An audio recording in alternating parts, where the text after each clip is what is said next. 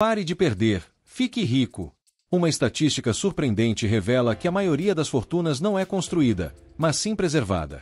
A riqueza real não vem do que você ganha, mas do que você se recusa a perder em um jogo cujas regras foram escondidas de você.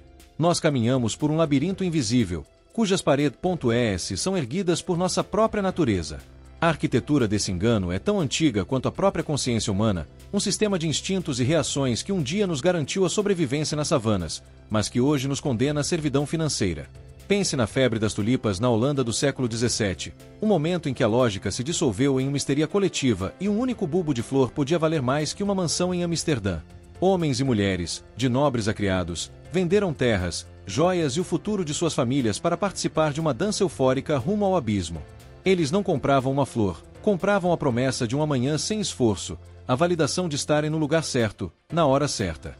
Esse mesmo fantasma ressurge em cada bolha especulativa, em cada frenesi de mercado, seja com ações de tecnologia, criptomoedas ou qualquer outro ativo que capture a imaginação popular. A tecnologia muda, o palco se moderniza, mas o roteiro é o mesmo. Ele é regido por vieses cognitivos que operam nas sombras de nossa mente. A aversão à perda, por exemplo, nos faz sentir a dor de um prejuízo com o dobro da intensidade da alegria de um ganho equivalente. Esse medo nos paralisa, nos força a vender na baixa e a evitar riscos calculados que poderiam gerar prosperidade. O instinto de manada, que um dia nos protegeu de predadores, hoje nos empurra para comprar no pico da euforia, exatamente quando os jogadores mais astutos estão silenciosamente se desfazendo de suas posições. Somos bombardeados por um fluxo incessante de informações, um ruído projetado para nos manter em um estado de reação constante, de medo de ficar de fora. As redes sociais se tornaram o grande amplificador dessa ansiedade, exibindo uma vitrine de sucessos irreais que nos fazem sentir inadequados e nos impelem a tomar decisões impulsivas. Parar de perder, portanto, não começa com uma nova estratégia de investimento ou com a descoberta de um segredo de mercado. Começa com a arqueologia da própria mente, com o mapeamento desses impulsos ancestrais e com a dolorosa, mas libertadora, admissão de que o nosso maior adversário financeiro nos encara todas as manhãs no espelho. O jogo é manipulado, sim, mas a manipulação mais profunda é aquela que permitimos que aconteça dentro de nós, a rendição silenciosa da nossa racionalidade ao teatro das emoções primais.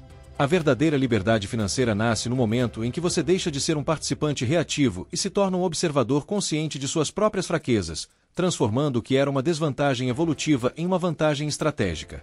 É preciso aprender a ficar quieto quando todos gritam e a agir com convicção quando o silêncio do medo se torna ensurdecedor.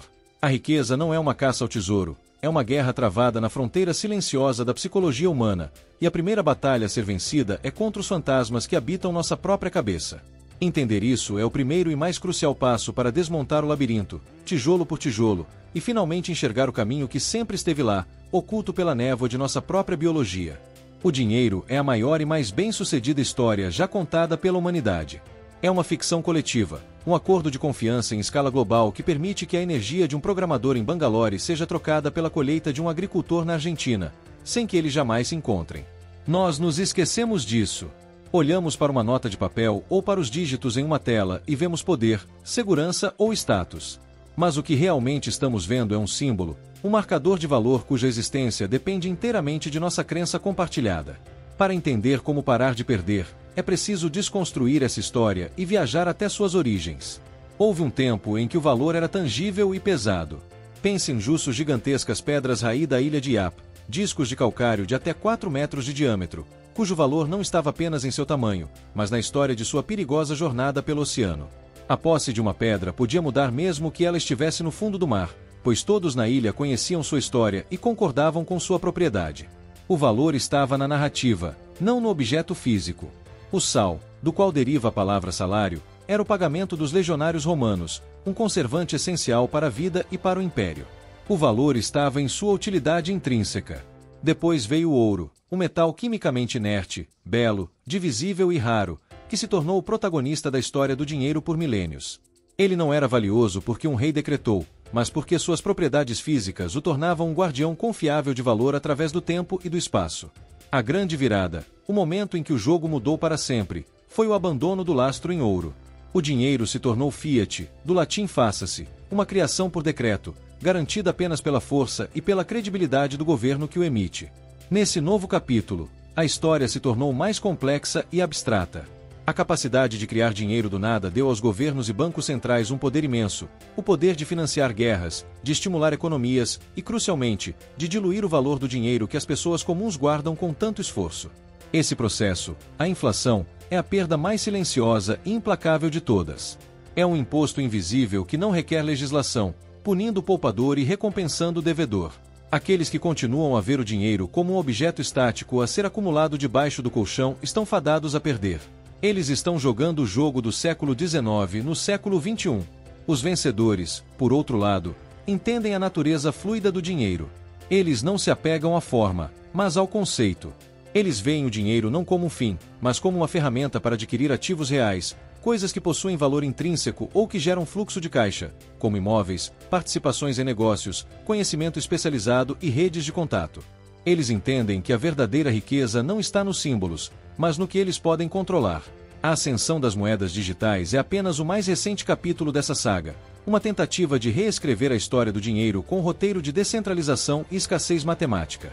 Independentemente de seu sucesso, ela nos força a questionar o que é dinheiro de verdade. Parar de perder é parar de acreditar cegamente na história que lhe contaram e começar a ler nas entrelinhas, entendendo que o dinheiro é um rio, não uma rocha. Quem constrói represas vê seu patrimônio evaporar, enquanto quem aprende a construir moinhos de água e a navegar suas correntes próspera em qualquer maré. Imagine dois homens encarregados de construir uma catedral. O primeiro é o pedreiro. Ele chega todos os dias, concentra-se em assentar cada tijolo com perfeição, recebe seu pagamento e vai para casa. Sua visão é limitada ao alcance de suas mãos, sua recompensa é linear e direta. Ele é um participante eficiente do sistema. O segundo homem é o arquiteto. Antes que uma única pedra seja movida, ele passa meses, talvez anos, com a catedral inteira existindo apenas em sua mente e em seus pergaminhos. Ele não pensa em tijolos, mas em fundações, em arcos que distribuem o peso, na forma como a luz do sol entrará pelos vitrais em diferentes horas do dia, em como a estrutura resistirá ao tempo por séculos. Ele pensa em sistemas. O pedreiro trabalha no sistema, o arquiteto cria o sistema. Esta é a diferença fundamental entre quem passa a vida perdendo ou empatando e quem constrói uma riqueza duradoura. Parar de perder é iniciar a transição de pedreiro para arquiteto em sua própria vida financeira. Isso exige uma mudança radical de perspectiva, de pensar em renda para pensar em alavancagem. A alavancagem é a ferramenta do arquiteto. Existe a alavancagem do capital, que é a mais óbvia, usar o dinheiro de outros para adquirir ativos maiores. Mas há formas mais poderosas. A alavancagem do trabalho, que é construir uma equipe ou um negócio onde o resultado é maior que a soma das partes. A alavancagem da tecnologia, que é usar software e automação para que um sistema trabalhe para você 24 horas por dia. E a mais potente de todas, a alavancagem do conhecimento e da reputação, onde uma ideia ou uma marca pode ser replicada infinitamente com custo marginal zero. O arquiteto também entende o conceito de risco assimétrico, ou a estratégia da barra de pesos. Em vez de se concentrar na média, onde a maioria das pessoas joga e é esmagada pela competição e pela imprevisibilidade, ele opera nos extremos. Ele mantém a maior parte de seus recursos, digamos 90%, em ativos extremamente seguros e protegidos da erosão. Com os 10% restantes, ele faz apostas pequenas e calculadas em oportunidades de altíssimo potencial, onde a perda máxima é limitada, mas o ganho potencial é exponencial. Ele se expõe à sorte, à serendipidade, sem arriscar a ruína. Ele entende que em um mundo complexo, os maiores ganhos vêm de eventos raros e imprevisíveis, os cisnes negros. Finalmente, o arquiteto não constrói algo rígido, mas sim antifrágil, um sistema que não apenas sobrevive ao caos, mas se beneficia dele. Múltiplas fontes de renda, habilidades que se tornam mais valiosas em tempos de crise, uma rede de contatos diversificada. Quando o inesperado acontece, e sempre acontece, o sistema do pedreiro desmorona. O sistema do arquiteto, por sua vez, se fortalece. Ele foi projetado para a desordem. Ficar rico não é sobre encontrar o próximo grande investimento.